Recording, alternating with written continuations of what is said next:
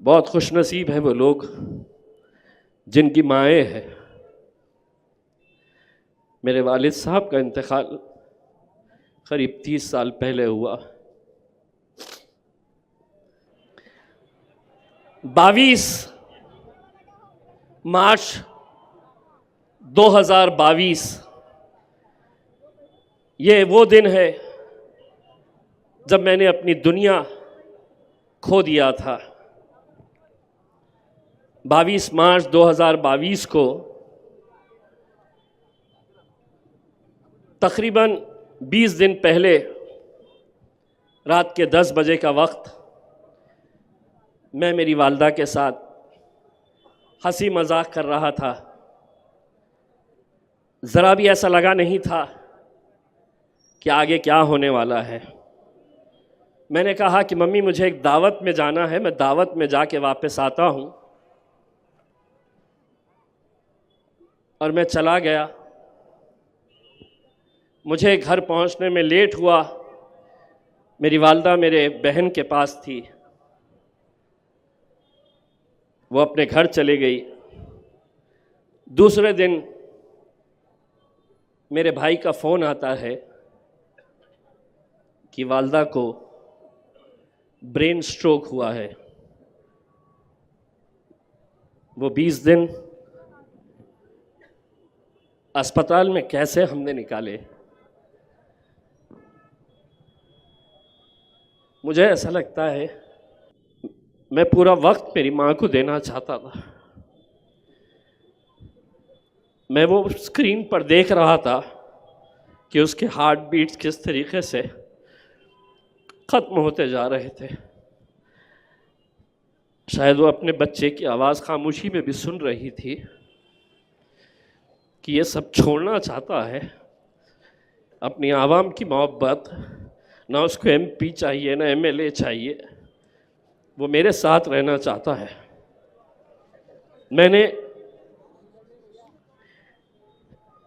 हर इंसान अपने माँ से मोहब्बत करता है, लेकिन मेरी दुनिया मेरी माँ थी। इन 10 सालों के अंदर मैं अगर लोगों के करीब गया तो मैं अपनी माँ को वक्त नहीं देता था जितना वो चाहती थी।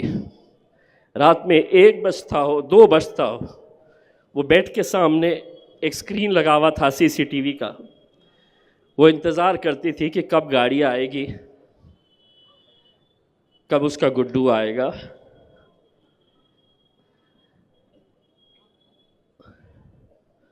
दोस्तों, और अगर उस दिन मेरी माँ आँख खोल देती तो शायद मैं सियासत में नहीं रहता।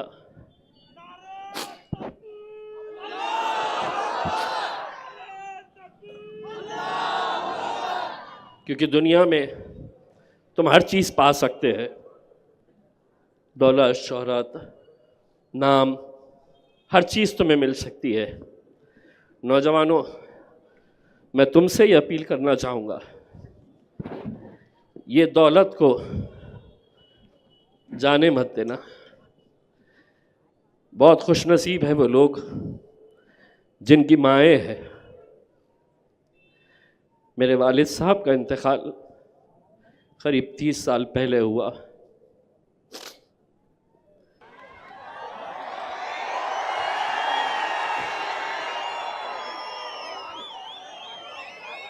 अस्सलाम वालेकुम वरहमतुल्लाहि वबरकातुहू। स्टेज पर मौजूद मजलिस इत्तेहादुल मुस्लिमीन के कौमी सदर जनाब बैरिस्टर असदुद्दीन अवैसी साहब, इस इलाक़े के तमाम बुज़ुर्गों, नौजवानों, साथियों, सबसे पहले तो मैं अपनी नाराज़गी का इज़हार करना चाहता हूँ। इस जमहूरियत के अंदर हर इंसान को अपनी राय रखने का इख्तियार है। उस हिसाब से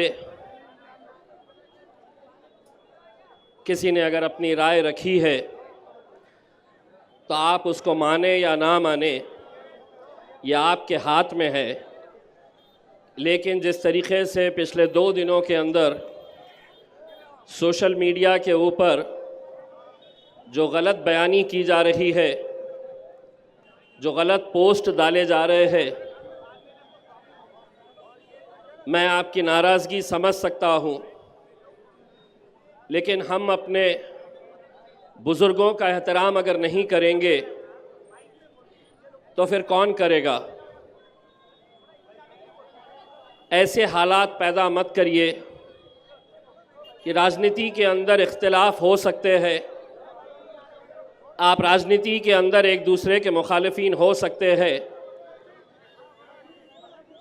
और वो राजनीति के हद तक ही रहती है, लेकिन कल अगर हमारा आमना सामना हुआ तो इस हद तक ना चले जाए कि हम आँख में आँख डालें तो सामने वाले की नज़र शर्म से झुक जाए। इलेक्शन को इलेक्शन की तरह लड़िए, ज़ाती तौर के ऊपर, किसी की पर्सनल लाइफ के ऊपर जाकर जो नुक्ताचीनी की जा रही है, जो अलग अलग तरीक़े की बातें की जा रही है, जो इल्ज़ाम लगाए जा रहे हैं, ठीक है कुछ ने अपनी राय रखी है, लेकिन मुझे पूरा यकीन है मेरी आवाम के ऊपर कि 20 तारीख़ के दिन कुछ भी हो जाए, मोहर लगेगी तो इंशाअल्लाह पतंग के ऊपर ही लगेगी। कितनी भी साजिशें हो जाए, जो हथकंडा जिसको अपनाना है वो अपना ले। इंशाअल्लाह इस बार की महाराष्ट्र की विधानसभा के अंदर औरंगाबाद से मेरा छोटा भाई नासिर सिद्दीकी भी जाएगा और आपकी दुआ रही, आपकी मेहनत रही तो इंशाअल्लाह आपका ये बेटा, आपका ये भाई, आपका दोस्त इम्तियाज़ जलील भी महाराष्ट्र की विधानसभा के अंदर जाएगा।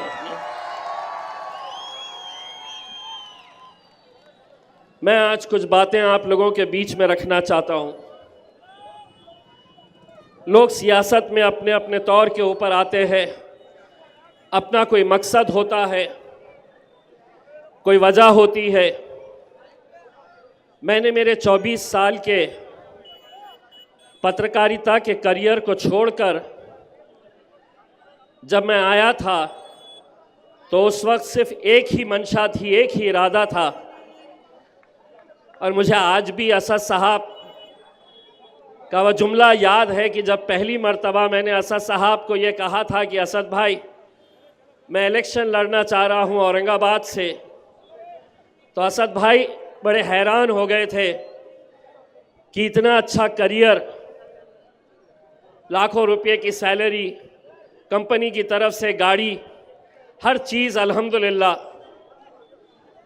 लोग ये है कि सियासत में आते हैं तो कोई शोहरत कमाना चाहता है, कोई दौलत कमाना चाहता है।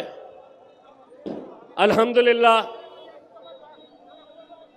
मेरे पास अल्लाह का दिया सब कुछ था, लेकिन मैंने ये जब फैसला लिया तो मैंने उन 24 सालों के अंदर ये महसूस किया था कि क्या वजह है कि मेरी आवाम, हमारे कौम की तादाद इतनी बड़ी है, लेकिन क्या वजह है कि हमारी नुमाइंदगी नहीं है। हम पूरे महाराष्ट्र के अंदर ऐसा कोई लीडर नहीं तैयार कर सके हमारे अपने बीच का जो आपके लिए खड़े रह सके, जो आपके लिए आवाज़ लगा सके, जो आपके बुरे वक्त में आपके साथ कंधे से कंधा लगाकर खड़े रह सके।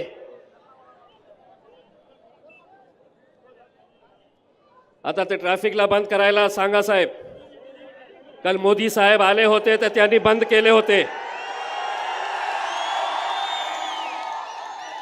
उद्धव ठाकरे साहेबांची जी सभा आहे, मग सगळ्यांसाठी नियम सार्व ठेवा।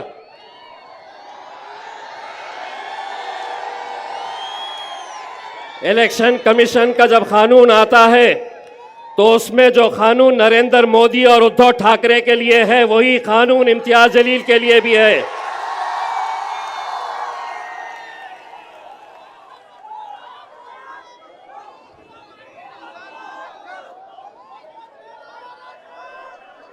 देखिए, मैं आप लोगों से इल्तिजा करूंगा, पुलिस के साथ कोऑपरेट करिए, ये अपनी ड्यूटी निभा रहे हैं। मैं पुलिस वालों का भी शुक्रिया अदा करता हूं। साहब, आप लोग भी हमारे लिए मेहनत करते हैं। मैं सिर्फ आपको इतना याद दिला रहा हूं कि कानून उनके लिए अलग हो नहीं सकता और कानून मेरे लिए अलग नहीं हो सकता है।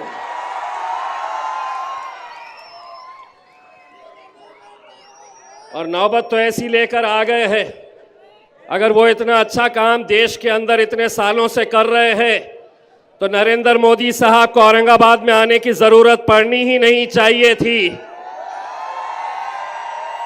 डर है, खौफ है, ये क्या कर डालते 20 तारीख के दिन पता चलेगा कैसा धपा धप देते हैं करके। ये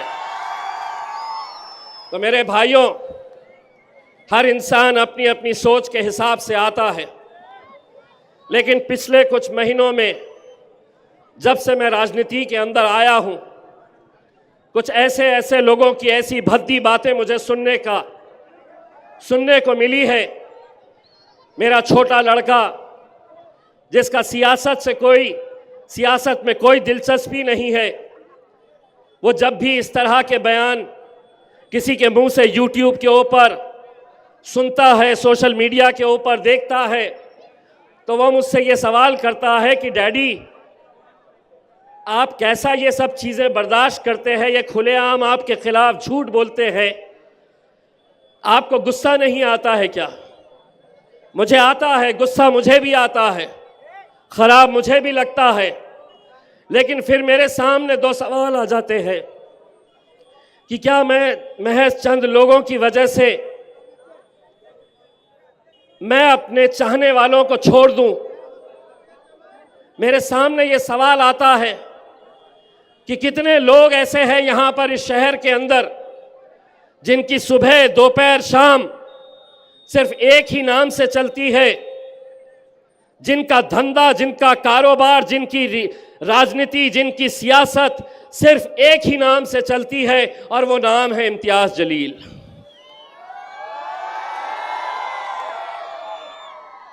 इनके धंधे, इनकी दुकानें, इनकी हर चीज खत्म हो जाएगी। अब मैं एक सवाल करना चाह रहा हूं मेरे उन मुखालिफिन का जो मेरे खिलाफ मैदान के अंदर उतरे हैं। मैं तो अल्हम्दुलिल्लाह, जो भी फैसला आए, मैं भारतीय जनता पार्टी के खिलाफ लड़ रहा हूं और जिंदगी भर लड़ता रहूंगा अल्हम्दुलिल्लाह। लेकिन तुम अपनी जब महफिलें सजाते हैं, तुम अपने जब जलसे इसी रास्ते के ऊपर जब तुम सजाते हैं, तो क्या कभी तुम भारतीय जनता पार्टी, शिवसेना का जिक्र करते हैं? तुम्हारी तकरीर की शुरुआत होती है इम्तियाज जलील के नाम से और खत्म होती है इम्तियाज जलील के नाम से। यानी कि मतलब यह है कि तुम स्टेज पर तो खड़े हैं एक शख्स बोलकर, लेकिन तुम्हारे मुंह में जो जबान चल रही है वो अतुल सावे की और भारतीय जनता पार्टी की जबान बोल रहे हो तुम। उनमें हिम्मत नहीं है, वरना खुली चुनौती है। जिस प्लेटफॉर्म के ऊपर अतुल सावे, जगह तुम्हारी, दिन तुम्हारा, वक्त तुम्हारा, तुम तय करो और आओ हम बहस करते हैं सियासी तौर के ऊपर कि तुमने इस इलेक्शन के अंदर क्या मुसलमानों को पैसा देकर तुमने खड़ा नहीं किया है। एक बात मैं कहना चाहता हूं, मैंने आज तक उनका नाम नहीं लिया, लेकिन आज मजबूरन मुझे यह कहना पड़ रहा है, डॉक्टर साहब, आप हमारे पार्टी के सीनियर लीडर थे। आप आज जिस पैसे का दंगा नाच कर रहे हैं, आप हो सकता है उस पैसे से कुछ वोट खरीद सके, लेकिन यह आवाम की मोहब्बत बिकने वाली नहीं है। यह आवाम को आप पैसों से खरीद नहीं सकते हैं। मैं आज ये जरूरी समझता हूं आज मैंने उनका एक इंटरव्यू देखा जहां पर उनकी इतनी जुर्रत कि वो मेरे कायद बैरिस्टर असदुद्दीन अवैसी साहब के बारे में किस तरह के लहजे का इस्तेमाल कर रहे। यकीन मानिए हम हर चीज बर्दाश्त कर सकते हैं, लेकिन असदुद्दीन अवैसी हमारे बड़े भाई अगर हिंदुस्तान के अंदर सियासी बेदारी अगर पैदा करने का काम किए हैं, नौजवानों में सियासी शऊर जिन्होंने लेकर आए, उस शख्स के खिलाफ तुम इतने बड़े हो गए कि तुम उनके खिलाफ गाली का इस्तेमाल कर रहे, गलत लहजे का इस्तेमाल कर रहे। और किस लिए? मैंने 10 साल पार्टी के लिए काम किया। डॉक्टर साहब कभी हैदराबाद जाइए, 25-25 साल 30-30 साल के वहां के मजलिस के कारकुन, मजलिस से मोहब्बत करने वाले कभी आज तक असद साहब के फैसलों के खिलाफ नहीं गए। एक टिकट की वजह से आप मेरे खिलाफ बात कर रहे। पूछिए असदुद्दीन अवैसी साहब से, जब वो पिछला इलेक्शन हारे, मैं गया था असद भाई के पास। पूछ लीजिए असद भाई से, मैंने कहा था असद भाई उन्होंने मेहनत किए थे, हार गए, उनको हम पार्टी का एक अहम पोस्ट देनी चाहिए। मेरे बोलने के ऊपर मैंने असद साहब से गुजारिश की थी, तब जाकर उन्हें महाराष्ट्र का कार्याध्यक्ष का पोस्ट दिया गया था। आज एक टिकट नहीं दिया गया तो इम्तियाज जलील ऐसा, मजलिस ऐसी।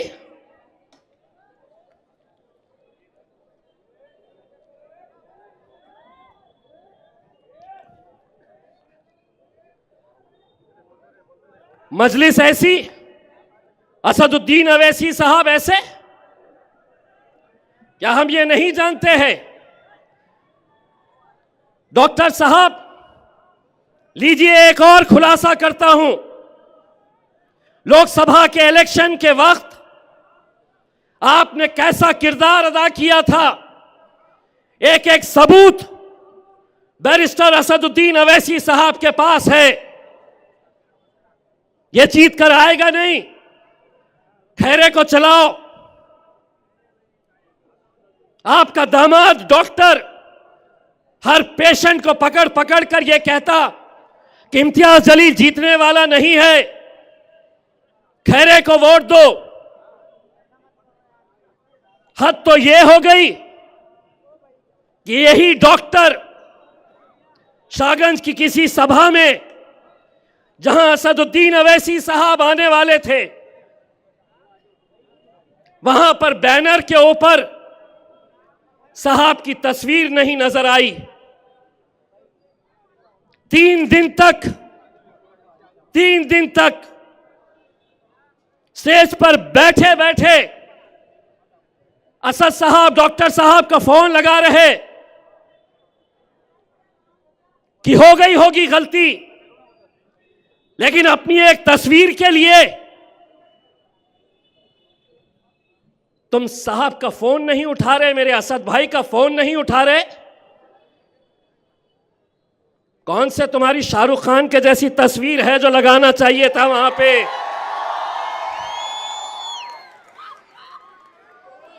कौन सा तुम्हारा खूबसूरत थोबड़ा था कि वहां पे इतनी बड़ी तस्वीर लगाते?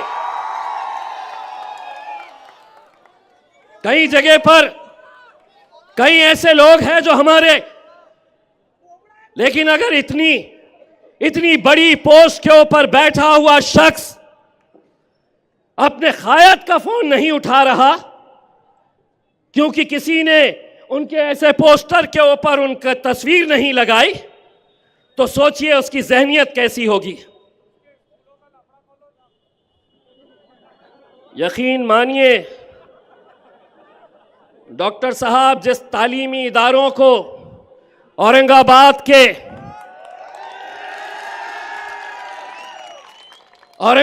के वो गयूर मुसलमानों ने बड़ी मेहनतों के साथ खड़ा किया था, 2 नंबर के धंधे करके तुमने कैसे हथियाए थे सारा शहर जानता है। 34 केसेस है तुम्हारे ऊपर, उसमें सबसे ज्यादा केसेस काहे के हैं पता है? बेईमानी के और धोखाधड़ी के केसेस है। इम्तियाज जलील के ऊपर अल्हम्दुलिल्लाह केस है,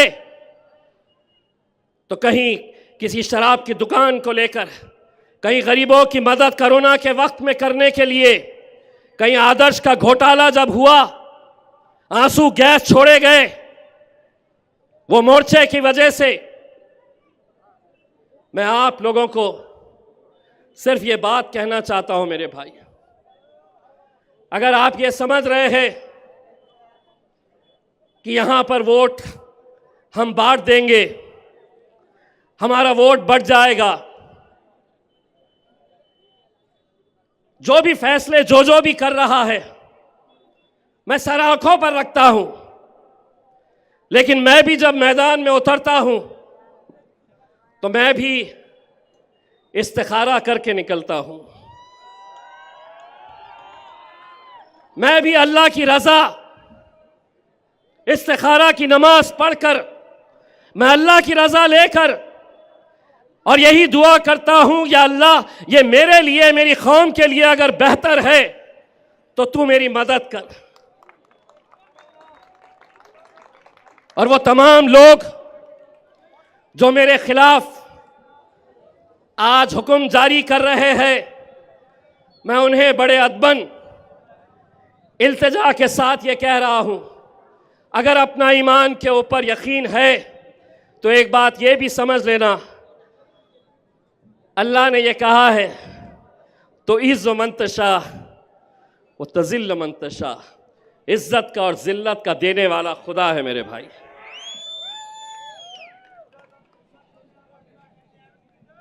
आज हमने यकीनन जब सभी लोगों को ये लगने लगा कि ईस्ट की सीट यहां से भारतीय जनता पार्टी निकाल सकती है, ये डॉक्टर ने इल्जाम लगाया कि इम्तियाज जलील ईस्ट से अतुल सावे को जिताने के लिए सबसे कमजोर उम्मीदवार देने वाला है। यह है सबसे कमजोर उम्मीदवार, मैं हूं सबसे कमजोर उम्मीदवार। नहीं डॉक्टर साहब, थोड़ा सब्र कर लेते। यकीन मानिए उस वक्त तो कोई फैसला भी नहीं हुआ था कि कौन कहां से लड़ेगा। मैंने तो असद भाई को ख्वाहिश जाहिर की थी कि असद भाई मुझे आप गंगापुर से लड़ा दे, मुंबई से लड़ा दे, बीड़ से लड़ा दे, लेकिन असद भाई ने एक सर्वे करके ये किया था कि नहीं तुम यहाँ से लड़ना। हम लड़े। जब यहाँ पे एक माहौल तैयार हो गया, हमारा मराठा समाज जब अतुल सावे के पूरे खिलाफ में चला गया, और जाना भी चाहिए, जिस जरंगे पाटिल ने मराठा समाज को बेदार किया, एक छोटे से गांव का एक मामूली सा आदमी अपने कौम के लिए, अपने समाज के लिए जब लड़ता है तो कैसा पूरा समाज आग बंद करके उसके पीछे चला जाता है।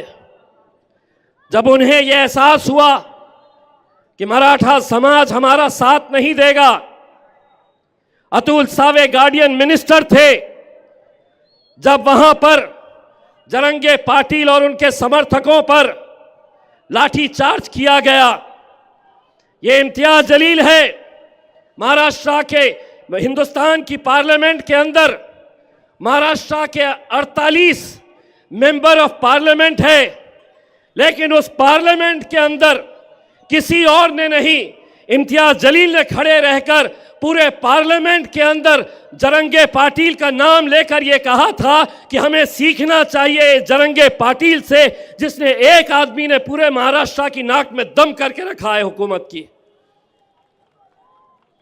जरंगे पाटिल साहब ने यह कहा है कि हम उनका साथ देंगे जो हमारे मुद्दे को उठाएगा।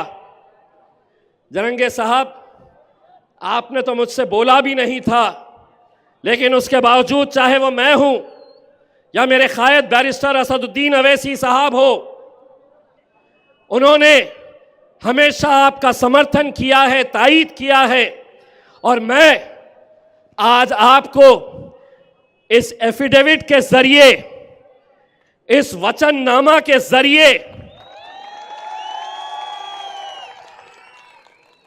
मैं और नासिर सिद्दीकी ये आपसे वादा करते हैं कि एक बार हमें आप विधानसभा भिजाइए, आपके लोग इतना नहीं बोलेंगे जितना हम लड़ेंगे आपके लिए।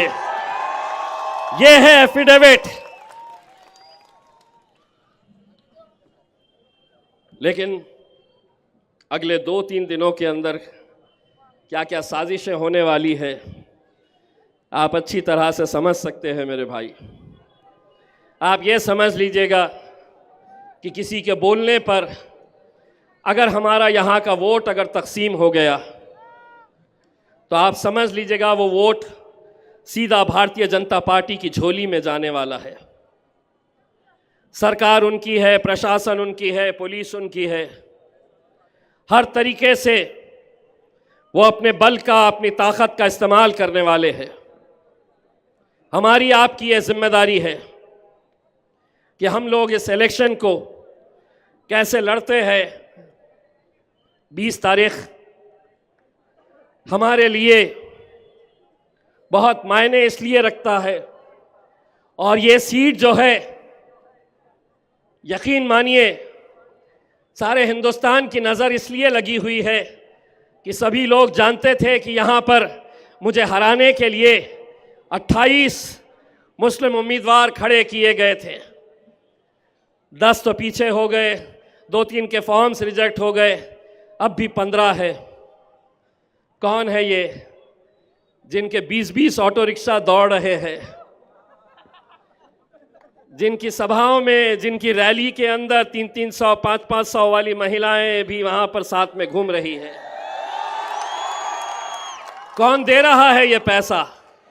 कहां से आ रहा है ये पैसा? हम सबको ये सब मालूम है।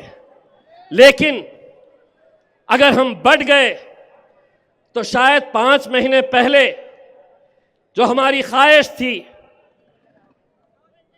जो हम बेसब्री से इंतजार कर रहे थे कि किराड़पुरे से जुलूस निकलेगा, यहां पर रंग खेले जाएंगे, यहां पे ढोल ताशे बजाए जाएंगे, अल्लाह ने हमें मौका नहीं दिया। लेकिन हम अल्लाह की मसलहत, अल्लाह की रजामंदी, जो भी फैसला है, मैं हमेशा ये बात कहता हूं, हमारा काम सिर्फ मेहनत करना है। जीत और हार का फैसला मेरे भाई अपने रब के ऊपर छोड़ना। हम सिर्फ मेहनत करें। मैं असद भाई, मैं आपको आज एक बात कहना चाहता हूं। मैंने अल्हम्दुलिल्लाह 10 साल ये आवाम ने मुझे सीने से लगाए रखा, मुझे अपना बेटा समझा, अपना भाई समझा, और मैंने जितना हो सकता है मैंने उनके लिए जो कुछ भी बन सकता है। कोई भी इंसान मेरे भाई परफेक्ट नहीं होता है। मैं कोई फरिश्ता नहीं हूँ, मैं भी इंसान हूँ, गलतियाँ मुझसे भी होती है। लेकिन 6 साल पहले किसी की शादी में नहीं आया तो नाराज़, किसी की दुकान के उद्घाटन के लिए नहीं पहुंच सका तो नाराज़, हम कब तक ऐसी छोटी छोटी बातों की वजह से हमारी जो बड़ा लक्ष्य है उसको हम खो देंगे। 22 मार्च 2022 ये वो दिन है जब मैंने अपनी दुनिया खो दिया था। 22 मार्च 2022 को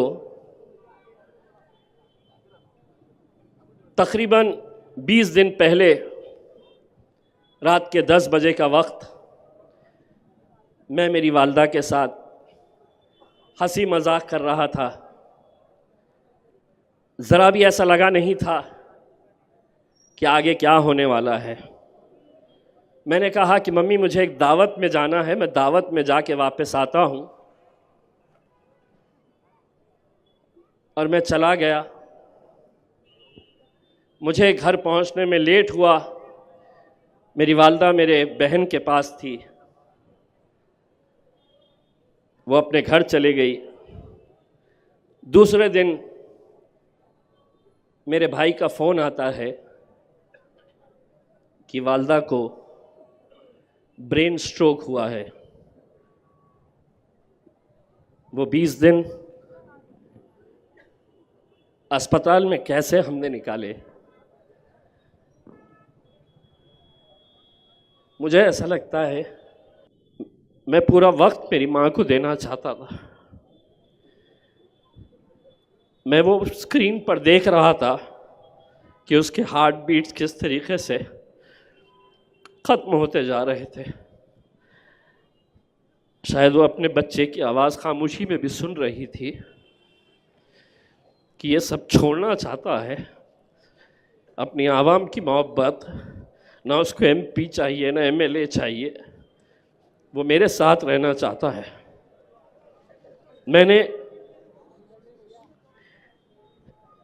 हर इंसान अपने माँ से मोहब्बत करता है, लेकिन मेरी दुनिया मेरी माँ थी। इन 10 सालों के अंदर मैं अगर लोगों के करीब गया तो मैं अपनी माँ को वक्त नहीं देता था जितना वो चाहती थी। रात में 1 बजता हो 2 बजता हो, वो बेड के सामने एक स्क्रीन लगा हुआ था CCTV का। वो इंतज़ार करती थी कि कब गाड़ी आएगी, कब उसका गुड्डू आएगा।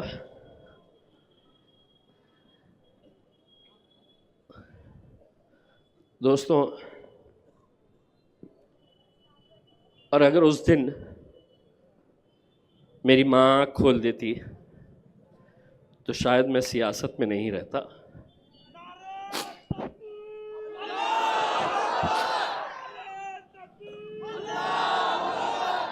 क्योंकि दुनिया में तुम हर चीज़ पा सकते हैं, दौलत, शोहरत, नाम, हर चीज़ तुम्हें मिल सकती है।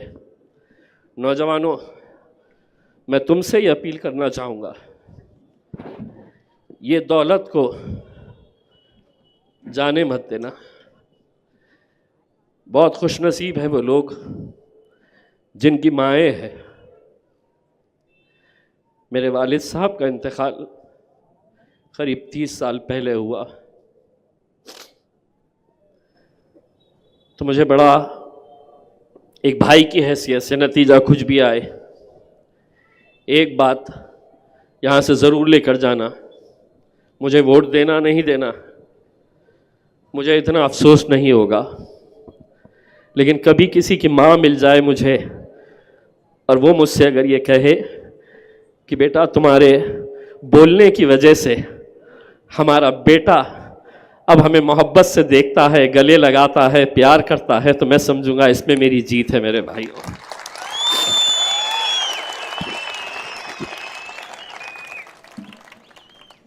सियासत के अंदर इल्ज़ाम लगाना बहुत आसान होता है, बहुत आसान होता है, लेकिन एक बात ये भी समझ लेना कि हर इंसान को अपने अमाल खुद लेकर जाना है। आपके अमाल आपके साथ जाएंगे, मेरे अमाल मेरे साथ जाएंगे। अगर कोई गुनाह हो रहा है मेरे से, तो ऐसा नहीं है उसकी सज़ा मैं आपको दिलवाऊं। ऊपर वाला हर चीज़ पे नज़र रखता है।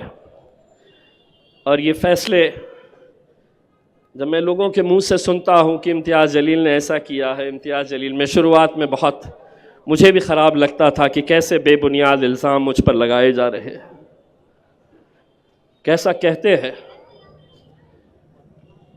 अलग अलग तरह की बातें जब मैं सुनता हूँ, कहीं ना कहीं मुझे भी लगता है कि चलिए ये बोलने वाले कितने होंगे, 10 लोग, 20 लोग, 25 लोग, 50 लोग, 100 लोग हो सकते हैं, 200 लोग हो सकते हैं, लेकिन अल्हम्दुलिल्लाह इन 10 सालों के बाद भी अगर इनकी मोहब्बत में कमी नहीं आई है तो मुझे उन 100 लोगों की परवाह नहीं है मेरे भाई। मैं आप लोगों की मोहब्बत के सहारे, मैं आप लोगों की मोहब्बत के सहारे यकीनन इस इलेक्शन के अंदर जो भी हो, आप जीतेंगे या आप हारेंगे, लेकिन औरंगाबाद वो मुकाम है कि जहाँ पर हमें इस बात का फ़ख्र है कि हमने एक इत्तेहाद की मिसाल यहाँ पर क़ायम की है। यहाँ से हम MLA जीते, यहाँ से हम MP बनकर गए, पूरे हिंदुस्तान को दिखाए हमने कि हमारा इत्तेहाद क्या हो सकता है। किसी की नाराज़गी इम्तियाज़ जलील से अगर हो सकती है तो इम्तियाज़ जलील के ख़िलाफ़ आप फ़ैसला लें, लेकिन मेरे छोटे भाई नासिर सिद्दीकी का क्या कसूर है? नासिर सिद्दीकी के लिए क्यों नहीं आवाज़ उठाई गई? हम जीत रहे हैं मेरे भाई, इंशाअल्लाह नासिर सिद्दीकी औरंगाबाद से MLA बनकर ज़रूर जाएगा मेरे भाई, ज़रूर जाएगा। बस आप लोगों से इतनी इल्तिजा करना चाहूँगा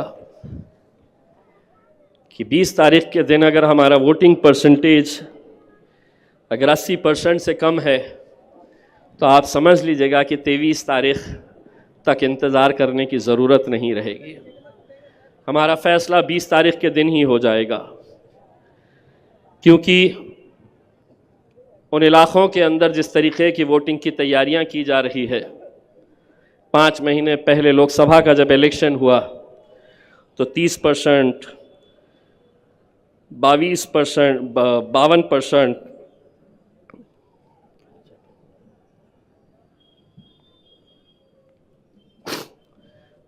ऐसे ऐसे आंकड़े हमारे सामने आए। क्या वजह है कि बाकी के 45%, 48% लोग क्यों वोट डालने के लिए नहीं जाते हैं? आप निकलिए मेरे भाइयों, इलेक्शन के दिन बहुत साजिशें होने वाली है, बहुत हथकंडे अपनाए जाने वाले हैं।